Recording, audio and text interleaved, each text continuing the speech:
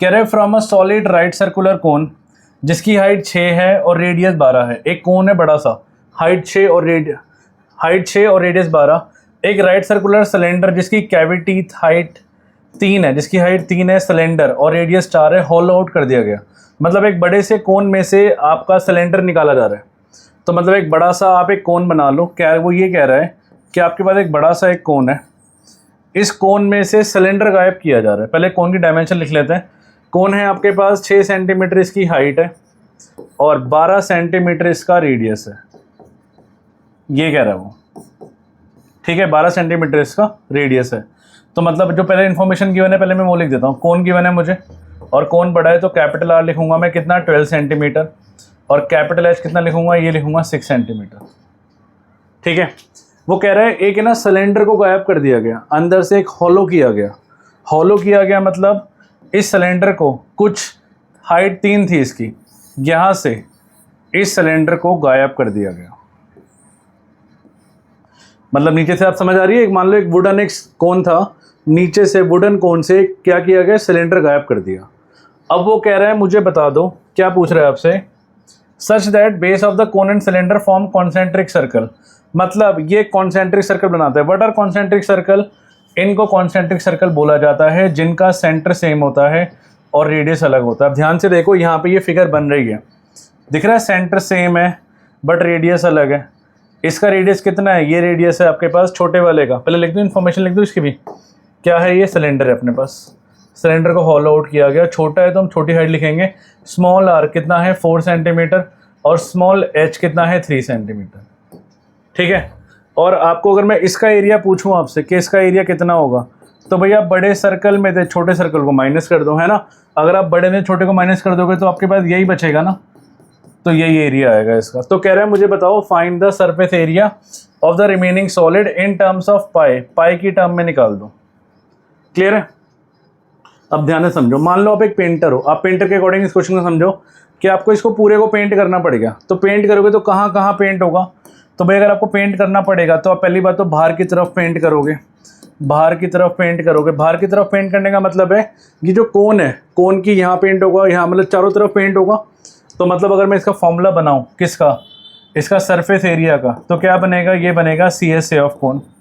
Yes और no, क्या बनेगा CSA ऑफ कोन। प्लस आपको ये साइड भी पेंट करनी पड़ेगी क्योंकि ये भी तो पेंट है पूरा नीचे की बॉटम। अगर मैं देखूँ इसका, अगर मैं बॉटम व्यू दिखाऊँ, ये बॉटम व्यू है आपके पास, तो मतलब area of concentric circle. Yes और नो, ठीक है। अच्छा, इस क्वेश्चन पता है गलत कब करोगे आप, इस क्वेश्चन को आप गलत जब करोगे जब आप इसको ना वॉल्यूम के अकॉर्डिंग सोचोगे। आप इसको पेंटर के अकॉर्डिंग सोचो, आपने पेंट करना है। अब वो जो हॉलो आउट हुआ, सिलेंडर हॉलो आउट हुआ, उससे क्या हुआ, उससे आपका एरिया और बढ़ गया ना। आपको अंदर हाथ डाल के, अंदर आपको मान लो हाथ चला गया तो सिलेंडर के चारों तरफ इसको भी पेंट करना पड़ेगा। और यहाँ पे जो सिलेंडर का बेस बन रहा है इसको भी पेंट करना पड़ेगा। तो मतलब सिलेंडर का बेस क्या हुआ, सिलेंडर का बेस हुआ आपके पास प्लस का पाई आर स्क्वायर, छोटा है ना पाई आर स्क्वायर, तो भाई यहाँ भी पेंट होगा। और जो सिलेंडर के चारों तरफ भी पेंट होगा, चारों तरफ पेंट होगा, मतलब क्या होगा, ये बनेगा 2 पाई आर एच। आपको फॉर्मूला समझ आया जो मैंने बोला? मैं फिर रिपीट करता हूँ, मैं ये कह रहा हूँ पहले आपको यहाँ पेंट करना है कोन के चारों तरफ, फिर आपको यहाँ पेंट करना है, नंबर 2। नंबर 3, अगर अंदर हॉलो हो गया तो हॉलो ऊपर जाके एक सिलेंड्रिकल अंदर एक वो बनाए ना चूड़ी सी सर्कल बनाए, तो यहाँ पे पेंट होगा। ठीक है, यहाँ पेंट होगा। और ये जो CS से बना है सिलेंडर का, यहाँ पेंट होगा। अब ये मत बोलना मुझे कि सर यहाँ भी पेंट होगा, ये तो हॉलो है, गायब है, तो यहाँ तो पेंट होगा नहीं। तो ये फॉर्मूला बन चुका है आपका। अब फॉर्मूला डालते हैं, बट CS देखो एरिया कौन है, पाई आर स्क्वायर। इसका फॉर्मूला क्या होता है, मान लो अगर ये स्मॉल आर है और ये कैपिटल आर है, इसका फॉर्मूला होता है कॉन्सेंट्रिक सर्कल का, बड़े सर्कल में से आप छोटे सर्कल को माइनस कर दो, ये फॉर्मूला होता है इसका ना, एरिया ऑफ कॉन्सेंट्रिक सर्कल का। ठीक है, अब हमें पाई आर एल नहीं पता मुझे, तो सबसे पहला काम मुझे क्या करना है, एल निकालना है। तो आप एल निकालो भाई, एल निकालो। सबसे पहले काम करो, फॉर्मूला क्या होता है एल का, L square is equal to R square plus H square. R कितना है हमारे, बताओ। आर है मेरे पास 12 और 6, 12 और 6, तो ये हुआ 12 का स्क्वायर प्लस 6 का स्क्वायर, तो ये हुआ 144 प्लस 36। आप इनको प्लस करोगे तो कितना आएगा, ये आएगा 180। आप एल निकालोगे, ये आएगा √180। अब आप एक काम करो, रूट से बाहर निकालो जो बाहर आता है। बाहर कैसे निकालोगे आप, आप ये करके, है ना, 2 90 2 45 3 15 3 5 और 5 1 पेयर बना बाहर आ गया, तो 2 बाहर आ गया और 3 बाहर आ गया, तो ये आ गया 6√5 आ गया, तो L आ गया मेरे पास। अब मैं फॉर्मूला लगाऊंगा और सीधा आंसर निकालूंगा डायरेक्ट।